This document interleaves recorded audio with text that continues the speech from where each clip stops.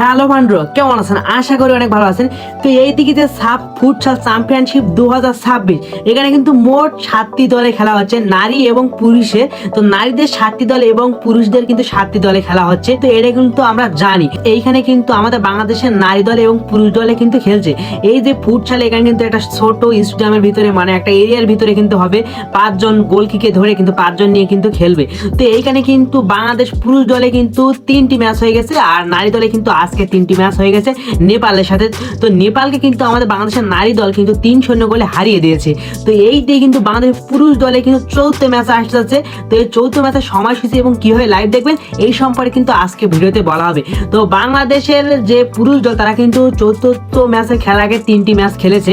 তো এই প্রথম ম্যাচে কিন্তু ভারতকে 4-4 করে কিন্তু ভারতের সাথে ড্র হয়, আর দ্বিতীয় ম্যাচে কিন্তু মালদ্বীপের সাথে খেলে, সেই মালদ্বীপের সাথে কিন্তু 6-1 গোলে কিন্তু বাংলাদেশ পরাজিত হয়। আর এরপরে কিন্তু তৃতীয় ম্যাচ খেলে ভুটানের সাথে। তো ভুটানকে কিন্তু বাংলাদেশ পুরুষ দল 4-1 গোলে হারিয়ে দেয়। এইবার কিন্তু খেলবে বাংলাদেশ বনাম শ্রীলঙ্কা।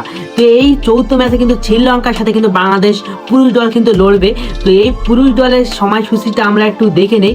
তো এইখানে কিন্তু বাংলাদেশের পুরুষ দল কিন্তু খেলবে আগামীকাল, মানে 20 জানুয়ারি আগামীকাল কিন্তু সন্ধ্যা 7টার সময় কিন্তু এই খেলাটি হবে।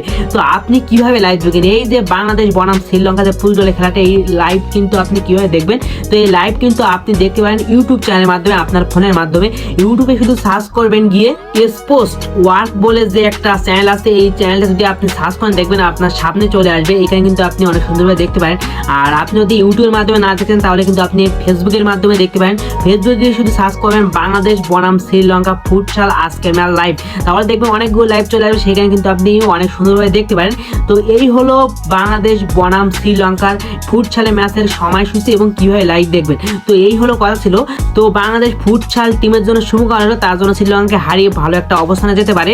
তো আজ এই পর্যন্ত। ভিডিওতে একটি লাইক এবং চ্যানেলটি সাবস্ক্রাইব করে আমার সাথে নেক্সট ভিডিওতে আবার দেখা হবে আপনাদের সাথে। তো আজ এই পর্যন্ত, ভালো থাকেন।